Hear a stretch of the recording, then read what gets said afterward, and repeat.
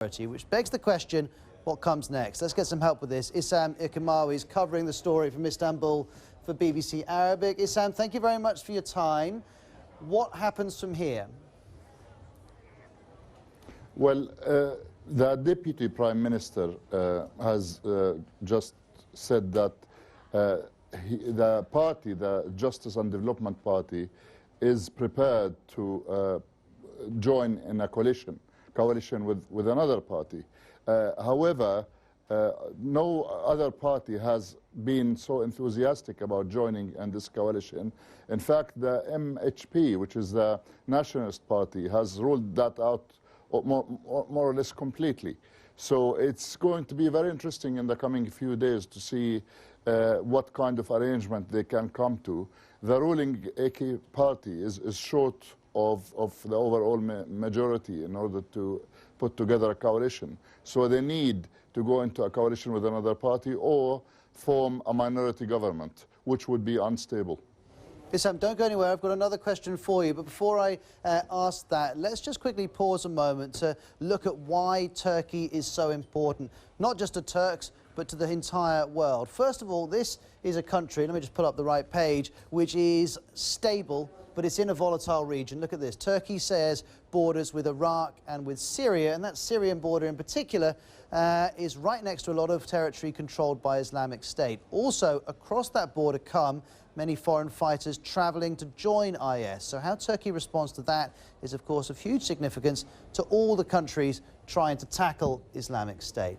Then we've also got to see Turkey in the context of Europe. For years, there's been talk of Turkey perhaps joining the European Union. Let's ask Issam now whether this election result makes that more or less likely to happen. I think it would make that less likely to happen. Turkey has enjoyed since 2002 stable governments where the AK party has been able to form several governments, in fact. But while back in the 90s, we had what was called the unstable period of Turkish politics, where you had a number of coalition governments. None of them lasted for too long. There was almost political paralysis. So now we're entering a new era in Turkish politics where a single party can no longer govern. So the next few days will be crucial in terms of where things will be heading.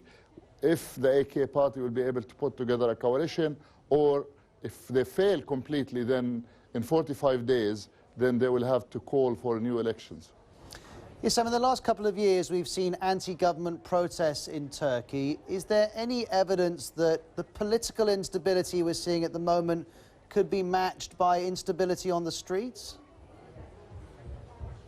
Well, we've just come from a rally, a big rally here in Istanbul, where the pro-Kurdish party was celebrating their victory. The fact that for the first time in the Turkish history, you've got a Kurdish party in the Turkish parliament.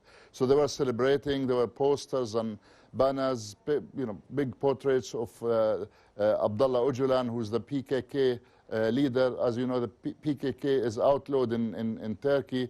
So, but thousands tens of thousands actually of supporters came to the rally, and there was a long speech by the leader, or one of the leaders, Salahuddin Demirtas, who greeted the crowd and expressed his joy and appreciation for their confidence. It's going to be the fourth party in the Turkish parliament, but it remains to be seen how this change in the political map is going to impact on the overall picture in Turkey. Issam, thank you very much indeed. We appreciate it. And those of you watching, if you speak Arabic, remember there's full coverage of this story on BBC Arabic television